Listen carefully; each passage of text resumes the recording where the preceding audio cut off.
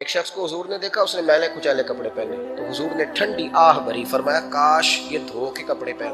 ایک شخص کو دیکھا بال بکھرے ہیں، کنگھی نہیں کی، تو حضور فرمانے لگے کاش یہ کنگھی کر لیتا۔ نفاست پسند آدمی پہ نا بوجھ بنتا ہے۔ جو آدمی، آپ کو پتہ ہے کہ امام شافعی تو فرماتے ہیں جمعے والے دن غسل کرنا واجب ہے، ماتے غسل نہ کرے تو جمعہ ہی نہیں ہوگا۔ اگرچہ ہمارے امام صاحب کے نزدیک سنت ہے۔ یہ سنت کب بنا؟ ایک دن نہ بہت سارے لوگ اپنے اپنے کام سے اٹھے مسجد میں آ گئے، مسجد نبوی۔ کوئی کسان تھا تو کھیت سے اٹھ کے آ گیا، کوئی مزدور تھا تو مزدوری سے اٹھ کے آ گیا۔ تو مسجد میں جب بہت سارے لوگ جمع ہوئے نا تو بعض لوگوں کو دقت محسوس ہوئی، تو رسول کریم علیہ السلام نے فرمایا کتنا ہی اچھا ہو کہ تم جمعے والے دن نہا کے آیا کرو۔ بس وہ صحابہ کا مزاج ہمارے والا نہیں تھا کہ تفصیل بتائیں، حکمت بتائیں، ملے گا کیا، ثواب کتنا، نہ نہائے تو گناہ، یہ کوئی نہیں۔ حضور نے کہا کہ نہا کے آؤ تو کتنا ہی اچھا ہے۔ پھر کسی صحابی نے کبھی بھی بغیر غسل کیے جمعہ ادا ہی نہیں کیا، کسی نے بغیر غسل کے کبھی جمعہ ادا ہی نہیں۔ دیکھیں نا، اسلام بڑا خوبصورت دین ہے۔ حضور نے فرمایا جو کچا پیاز کھائے وہ مسجد نہ آئے، پہلے مسواک کرے، دانت صاف کرے، پھر آئے۔ نبی پاک صلی اللہ علیہ وسلم نے فرمایا جو کچی مولی کھائے مسجد نہ آئے۔ مولی کھانا جائز ہے، پیاز کھانا جائز ہے، لیکن منہ سے بدبو آتی۔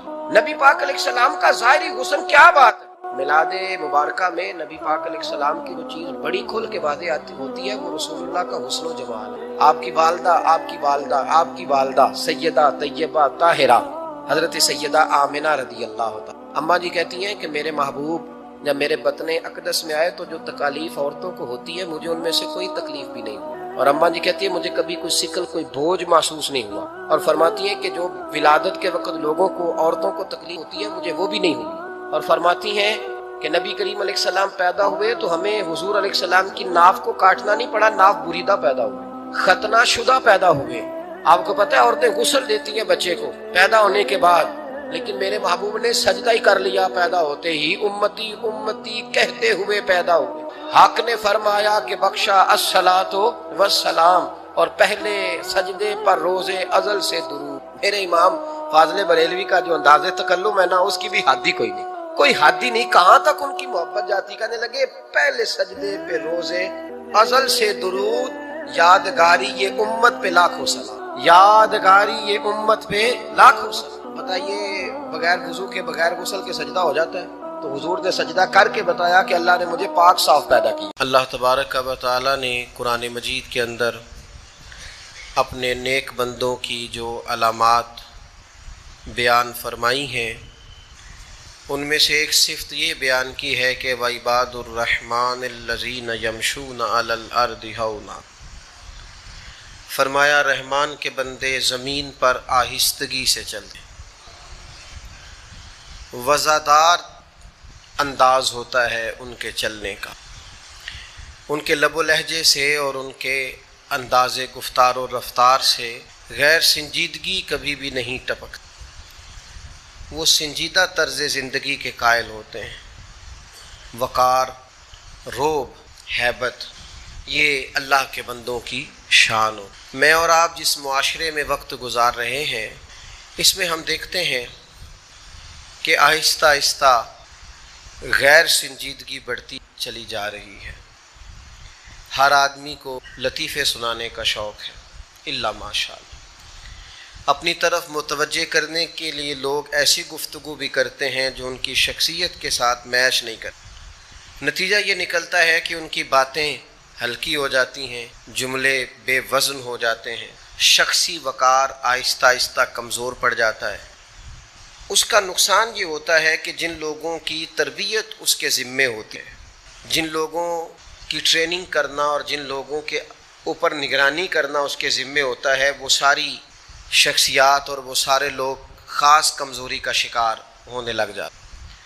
آپ دیکھیے نا کہ اگر باپ کا وقار ہی نہ ہو، اس کا کوئی ڈر اور کوئی روب ہی نہ ہو، اور والد سے کوئی شخص کسی طرح سے حیا ہی نہ کرے، محبت اپنی جگہ پہ، لاڈ پیار اپنی جگہ پہ، لیکن اگر آپ کی کوئی شخصی وجاہت ہی نہیں ہے تو اس کا لازمی طور پر نتیجہ یہ نکلتا ہے کہ جن لوگوں نے بعض کام، جن اولاد نے جو بعض کام اپنے والد کے ڈر کی وجہ سے چھوڑنے ہوتے ہیں وہ کام وہ نہیں چھوڑتے، کیونکہ کوئی وقار ہی نہیں ہے، کوئی وفاداری نہیں ہے، کوئی لب و لہجے میں سنجیدگی نہیں ہے۔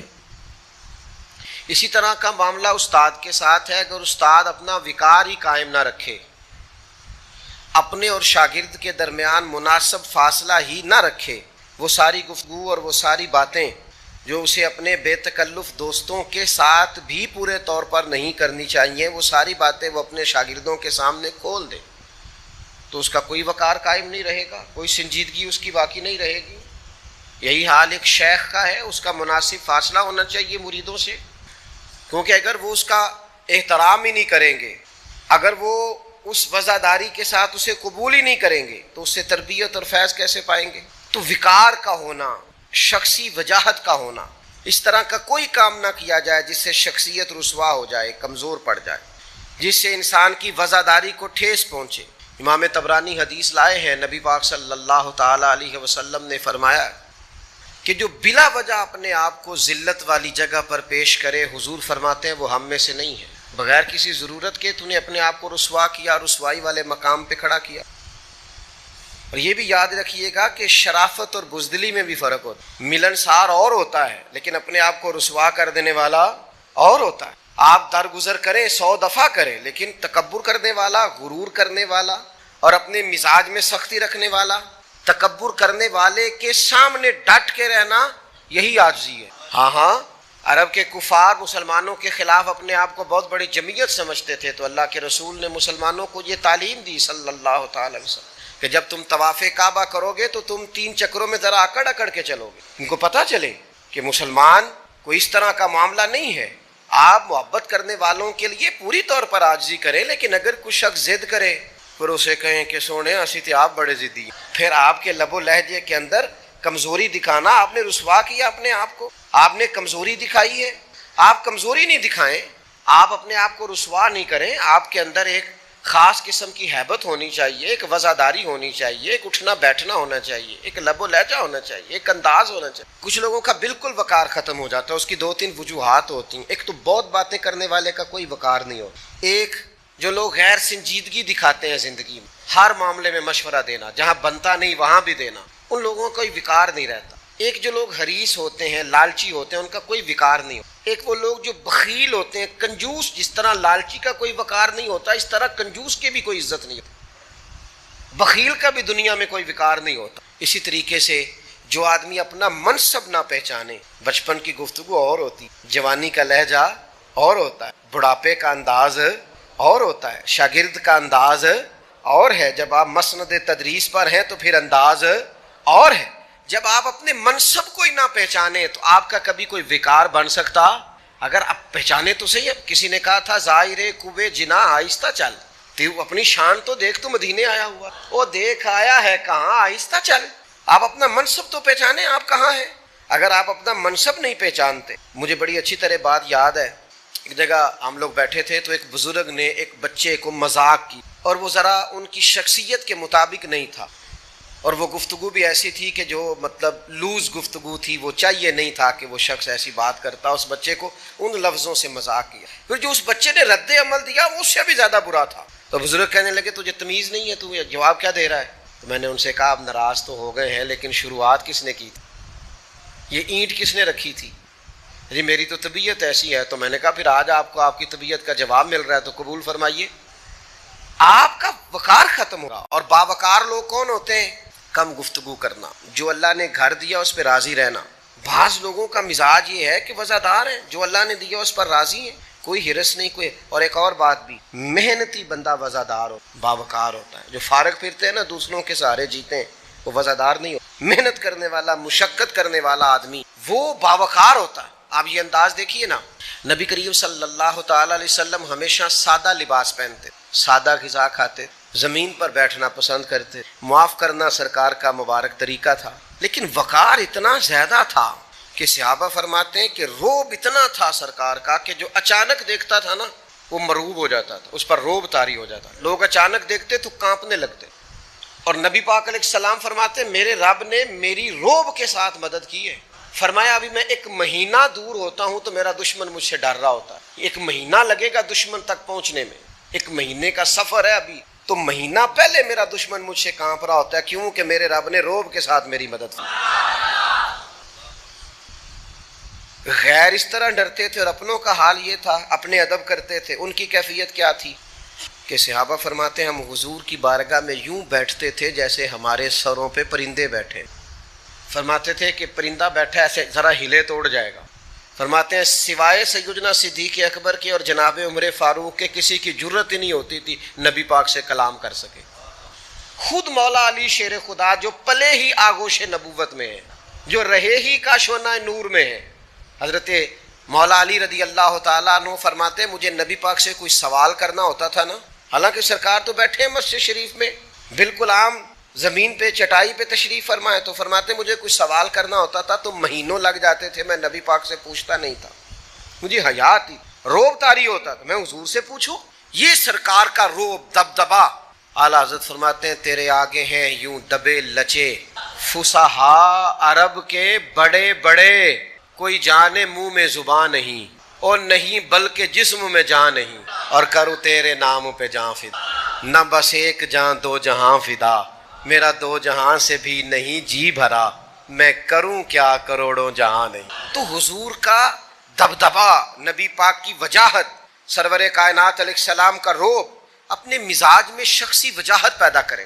پاکستان ایک ایٹمی طاقت ہے اللہ کے فضل سے، اپنا ایک وقار رکھتا ہے، لیکن ہمارے حکمرانوں نے گلی گلی مانگ کے نا، پہلی اسلامی ایٹمی پاور ہے پاکستان، لوگ ڈرتے ہیں لیکن وہ اپنے مزاج سے وزاداری ختم کر کے. آپ یقین کریں کہ میں ملک سے باہر مجھے جانا تھا تو میں وہاں اپنے کاغذات امبیسی سے جمع کرا کے واپس لوٹ رہا تھا تو مجھے بڑے سیانے لوگ وہاں ملے اور امیر گھروں، تو مجھے کہنے لگے کہ کوئی وظیفہ بتائیں باہر کا ویزا لگ جائے. میں نے کہا ساری کتابیں پڑھی ہیں، باہر جانے والا وظیفہ ہی کوئی نہیں کتاب آئی. تو ان کے تو دسیے کوئی وظیفہ ہے ہی نہیں ایسا.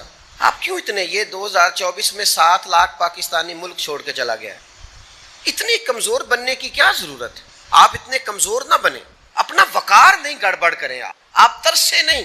آپ کا لہجہ اس طرح کا نہیں ہونا چاہیے کہ اس کے اندر کمزوری ہو. خدا جانے بلندی ہے کہ پستی پر جہاں میں ہوں وہاں کوئی نہیں ہے.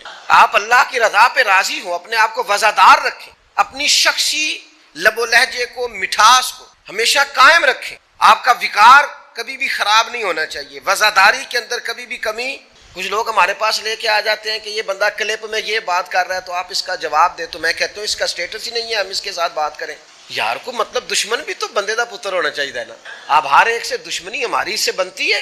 شکست کھائے کسی سے تو شرم سے پانی ہو اور دعا کرو کہ دشمن بھی خاندانی ہو. اب بندہ مقابل، اس کو بندہ اپنا مقابل سمجھ لے، یہ ہمارا سٹیٹس نہیں ہے. آپ کی وزاداری کے خلاف آپ کا ایک شخصی وقار ہونا چاہیے، آپ اس وقار کو سمجھیں. تو یاد رکھیے گا کہ کبھی بھی آپ اپنی شخصی وقار کو گڑبڑ نہیں ہونے دیں گے، آپ اپنی وزاداری کو قائم رکھیں. آپ کے لب و لہجے میں یعنی بھوک برداشت کرنے کی عادت ہونی چاہیے، غریبی میں جینے کا مزہ ہونا چاہیے. آپ کو جس مقام پہ رب نے رکھا ہے اس مقام پر آپ کے اندر بردباری، تحمل، صبر ہونا چاہیے. آپ کے اندر وہ ساری چیزیں ہونی چاہیے جو آپ کی شخصیت کو، اور اگر آپ یہ نہیں کریں گے آپ کا وقار خراب ہو جائے گا. آپ کی وزاداری قائم رہنی چاہیے. آپ تھوڑا حوصلہ کریں، آپ تھوڑا اپنے اندر وہ چیز پیدا کریں جو ایک مومن کی شان ہے. حضرت حسن بصری رحمۃ اللہ علیہ فرمایا کرتے تھے کہ وقار تو ایمان کا حصہ ہے، شخصی وقار یہ ایمان کا حصہ ہے. مومن کا اپنا کیوں؟ اس لیے کہ نبی پاک علیہ السلام نے بیت اللہ شریف میں کھڑے ہو کے خانہ کعبہ کو دیکھ کے فرمایا تھا کعبے تیری بڑی شان ہے پر میرے مومن کی شان کعبے سے بھی زیادہ ہے. یہ ترمذی میں حدیث موجود. تو جب آپ کا اتنا بڑا وقار اور سٹیٹس ہے تو پھر آپ کو نہیں چاہیے کہ آپ اپنے آپ کو ذلت اور رسوائی کی جگہ پہ کھڑا کریں. آپ جان بوجھ کے اپنے آپ کو کمزور کریں. آپ اپنے لب و لہجے کے اندر ایسا کچھ بھی نہ پیدا کریں جس سے محسوس ہو کہ اللہ نے جو آپ کو شخصی عزت دی ہے، جو وقار دیا، وہ وقار کمزور پڑ گیا ہے. یہ کام نہ کریں. اللہ تعالیٰ نے رسول اللہ صلی اللہ تعالیٰ علیہ وسلم کو بڑا ہی وقار عطا فرمایا. حضور کو اللہ نے بڑی شان عطا فرمایا. حضرت کیلا بن مخرمہ رضی اللہ تعالیٰ نے ایک صحابیہ ہیں، وہ فرماتی ہیں کہ حضور ایک جگہ بیٹھے تھے، اللہ کے حضور کچھ عبادت اور وظائف میں اور ذکر اذکار میں مشغول تھے، تو میں حضور کے پیچھے بیٹھی تھی. تو فرماتی اچانک میری حضور پہ نظر پڑی تو میرا جسم کانپنے لگا روب کے ساتھ. نہیں، آپ نے ابھی پوری بات پر غور نہیں کیا. کہتی میں چہرہ نہیں دیکھا تھا، میں نے پشت دیکھی تھی تو میں روب سے کانپنے لگا. تو فرماتے ہیں میں دیکھ رہی تھی اور میں کانپ رہی تھی تو ایک صحابی حضور کی اعلی مرتبت بارگاہ میں عرض کرنے لگے یا رسول اللہ اس سے تو برداشت ہی نہیں ہو رہا، تو کانپ رہی ہے. تو فرماتی سرکار نے پھر بھی میری طرف رخ نہیں کیا، اسی طرف چہرہ کر کے حضور فرمانے لگے او مسکین بی بی ذرا اطمینان سے بیٹھ، ذرا حوصلہ کر. میں یہ لفظ حدیث میں نہیں ہے پر میرا ذوق کہتا ہے، یعنی کریم کہہ رہے ہیں حوصلہ کر، ابھی تو نے پشت دیکھی ہے، عبادت سے جو میرے چہرہ بددعا پہ نور چڑھا ہے ابھی تو نے وہ نہیں دیکھا. ابھی تو دیکھنے والے کہا کرتے ہیں اللہ اللہ، دیکھنے والے کہا کرتے ہیں اللہ اللہ، یاد آتا ہے خدا دیکھ کے صورتیں. دیکھنے والے کہا کرتے ہیں اللہ اللہ اور یاد آتا ہے خدا دیکھ کے، بولیے یاد آتا ہے خدا دیکھ کے. تو میرے بھائی شخصی وقار، ابو جہل پیسے کھا گیا نا ایک بندے کے، دیتا نہیں تھا. تو یہ مکے کے دن تھے جب ابھی تھوڑے سے مسلمان تھے، تو اس نے آ کے حضور سے کہا یا رسول اللہ میرے پیسے نہیں دیتا، تو فرمایا میرے ساتھ چلنا. تو کافروں نے بھی ایک بندہ ساتھ بھیج دیا، دیکھو وہاں کیا بنتا ہے. تو سرکار نے جا کے ابو جہل کے دروازے پہ دستک دی، باہر آیا، میں اس غریب کے پیسے کھا گیا تو شخص کہتا ہے حضور کے لہجے میں اتنا جلال تھا کہ ابو جہل نے کانپنا شروع کر دیا. تو اس کے پیسے؟ تو کہتے ہیں ہانپتا کانپتا پیسے لے کے آیا. بعد میں سرداروں نے کہا تو بڑی ڈینگے مارتا ہے، اور اب یہ کہ کانپتا ہوا پیسے لے کے آیا. کہنے لگا وہ آئے تھے تو مجھے لگا ان کے ساتھ کوئی طاقتیں ہیں، میں ڈر گیا. تو میرے بھائی نبی کریم علیہ السلام کو اللہ نے وجاہت عطا کی، حضور کو اللہ نے وقار دیا، روب دی، دبدبا دیا. مسلمان کو یہ چاہیے کہ اپنے وقار پر کبھی سودا نہ کرے، اپنے انداز پر کبھی سودا نہ کرے، اپنے لب و لہجے پر کبھی سودا نہ کرے، اپنی خودداری پر کبھی سودا نہ کرے. یعنی صحابہ کا یہ مزاج تھا کہ گھوڑے پر بیٹھے ہیں، ہاتھ سے درہ گر گیا ہے تو وہ کسی کو نہیں کہتے تھے یہ درہ اٹھا دے، وہ گھوڑے سے اترتے تھے اور درہ خود اٹھاتے تھے. یہ وزاداریاں، یہ خودداریاں، یہ عزت نفس، یہ مزاج، یہ اللہ تعالیٰ نے مومن کو شان عطا کی. میں دیکھتا ہوں کہ پارٹیاں ڈھونڈنا اور کسی کو کھانا ڈال کے راضی ہونا، اور فلاں کو آج میں نے لوٹ لیا، اور فلاں جگہ ہمارے تو محفلوں میں یہ کام ہونے لگ گیا ہے کہ جی میں جی بڑی محفل بڑی لوٹ کے لے آندی میں آج. تو میں نے کہا اللہ کے بندے محفل کو تو کچھ دینا چاہیے، تو لوٹ کے لے آیا ہے، کمال ہو گیا. وہ شخصی وجاہت. مجھے ایک بات بتائیے، اتنا بڑا آدمی کہ سینکڑوں لوگ، ہزاروں لوگ اس کا نام اشتہار پہ دیکھ کر دوڑے چلے آئے کہ میں نے اس کی گفتگو اور تقریر سننی، اور لوگوں کو جگہ نہ ملے بیٹھنے کی، لوگ کھڑے ہو کے کوئی کسی جگہ چھتوں پہ چڑھ کے ادھر ادھر لوگ بیان سننے کو حاضر ہو. معیار یہ ہو کہ لوگ چھٹیاں لے کے ڈیوٹی سے آئیں کہ مجھے اس آدمی کی گفتگو سننی. یہ اللہ رسول صلی اللہ علیہ وسلم کی جو بات بتاتا ہے وہ مجھے بڑی محبوب ہے. لوگ اس کو بہت بڑا آدمی سمجھ کر اس کی گفتگو سنیں، تقریر سنیں، واز سنیں، بات سنیں، اور جب سن رہے ہوں تو ان پر کیفیت بھی طاری ہو. کوئی آنسو پونچھ رہا ہو، کوئی درد سے رو رہا ہو، کسی کا سینہ محبت رسول کے ساتھ پورے طور پر چھلک رہا ہو. اتنے خوبصورت منظر، اتنے خوبصورت لب و لہجے کے بعد دنیا چلی جائے اور وہ میزبان سے سٹیج کے پیچھے جھگڑا کر رہا ہو کہ میں تو کیا 70,000 لینا ہے، تو یہ 60 کو دے رہے ہو. تو مجھے بتاؤ نا، اس نے اپنے شخصی وقار کا خیال رکھا ہے؟ وہ ہزاروں کے مجمع میں جو بیٹھ کے اللہ رسول کی بات کر رہا تھا، تو کیا یہ اس کی شخصیت کے مطابق ہے کہ وہ جھگڑا کر رہا ہے کہ مجھے اتنے پیسے چاہیے؟ میں اپنے دوستوں سے کہا کرتا ہوں اپنے شخصی وقار کو آپ نے کبھی خراب نہیں ہونے دیں، کبھی اپنے لب و لہجے میں کوئی ایسی بات نہ پیدا ہونے دیں. کبھی یہاں ایک صاحب آ گئے، مجھ سے ٹائم لے کے چلے گئے. جب ہم ان کی محفل میں گئے تو وہ کہنے لگے کہ ہمارے پتہ نہیں کتنے عمرے کے ٹکٹ ہیں، تو ہمیں اعلان کرنے لگے ایک ٹکٹ آپ کا بھی ہے. میں کہ تسی اور کسی نو دیو، میں آپ ہی چلا جا رہا. تو مجھے کہنے لگے مدینے جانے کے لیے بھی آپ منع کر رہے ہیں. میں نے کہا میں مر جاؤں اس دن جس مدینے سے 2 قدم پیچھے ہٹوں، لیکن خدا کے بندے میرے رب نے کبھی مجھے وہاں بھی بلایا ہے تو عزت کے ساتھ ہی بلایا ہے. تو میں تیری ٹکٹ وہ سپیکر میں تو اعلان کرے، رب کہے گا تجھے اتنی دفعہ بلایا ہے تو تیرے کوئی اعلان نہیں ہوئے تو رسوا ہو کے کوئی کام کرنے کی ضرورت. آپ اپنے شخصی وقار کا ہمیشہ خیال رکھیں. میرے محبوب پاک سید عالم نور مجسم نبی رحمت صلی اللہ علیہ وسلم کا جو وقار تھا نا، بخاری میں موجود ہے. حضرت انس بن مالک راوی ہیں، کہتے ہیں ایک شخص آیا، اچانک نبی کریم کو دیکھا تو کانپنے لگا. تو حضور نے فرمایا کیا ہوا؟ وہ ڈر گیا. حالانکہ نہ کوئی ہٹو بچوں کی داستانیں تھی، نہ کوئی 4 رستے میں چنگیاں پڑتی تھیں کہ ان سے گزر کے جانا ہے، نہ کچھ 6 جگہ تلاشی ہوتی تھی، نہ کوئی معاملہ تھا. سادہ سا لباس، لگے جو مزدور شاہ ایسا، نہ دھن نہ دولت سربراہ ایسا، عرش نشیں کا زمین پہ گھر ہے، میرا پیمبر عظیم تر ہے. سادہ سا لب و لہجہ، سادہ سا انداز، میٹھے میٹھے بول اور پیاری پیاری باتیں، تو شخص ڈر گیا پھر بھی، اس لیے کہ اللہ نے جو روب رسول پاک کو عطا فرمایا، ڈر گیا۔ تو کریم نے تسلی کیسے دی؟ فرمایا او ڈرنا، تو کسی بادشاہ کے پاس نہیں آیا، تو اس بیٹے کے پاس آیا جس کی ماں گوشت کے خشک ٹکڑے کھا کے بھی گزارا کر لے۔ ڈرنا تو اپنا وقار، اپنی وزاداری۔ اب میں ایک بات آخر میں ان لوگوں سے بھی عرض کروں گا جن کا باوقار لوگوں سے تعلق ہے۔ استاد باوقار ہوتا ہے، شیخ باوقار ہوتا ہے، جس کے بال سفید ہوں وہ بندہ باوقار ہوتا ہے، والد سب سے بڑھ کر باوقار ہوتا ہے۔ باوقار آدمی کا وقار ہمیشہ قائم رکھیں، کبھی بھی ان لوگوں کی عزت میں فرق نہ آنے دیں۔ اگر کبھی وہ سخت لہجے میں بات کریں بھی تو آپ یہ سمجھ لیں کہ وہ باوقار ہیں، ان کو اجازت ہے بات کرنے کی، لیکن ہمیں یہی حکم ہے کہ ہم اف بھی کر سکتے نہیں۔ اگر کبھی بزرگوں نے کوئی ایسی بات کر بھی تو ہم نے ان کے وقار کو قائم رکھنا ہے۔ وہ کیسے؟ والد کا کبھی شکوہ نہ کریں، استاد کا کبھی شکوہ نہ کریں، مرشد کا کبھی شکوہ۔ محبوباں تے نکتہ چینی کرن تو جیڑا باز نہیں آوندا، اصل منافق جانو اس نو جھوٹا پیار جتاوندا۔ سانو دسیا ہے عشق دے مفتی جیڑا مڑ مڑ کے فرماوندا ہے آزم جتھے دل لگ جاوے اوتھے عیب نظر نہیں آوندا۔ آزم جتھے دل لگ جاوے اوتھے عیب نظر۔ جو لوگ عزت والے ہیں ان کی عزت میں کبھی کمی نہ کریں، ان کے وقار کے مطابق ان سے کلام کریں، ان کی عزت کے مطابق ان کے ساتھ گفتگو کریں۔ ہاں، اپنے آپ کو رسوائی والی جگہ پیش نہ کریں، اپنے آپ کو خود سے کبھی کمزوری نہ دکھائیں، لیکن باعزت لوگوں کو عزت دیں۔ حضرت سعد بن معاذ آئے تھے، خود نبی کریم نے فرمایا اٹھ کے کھڑے ہو جاؤ، تمہارا سردار آیا ہے۔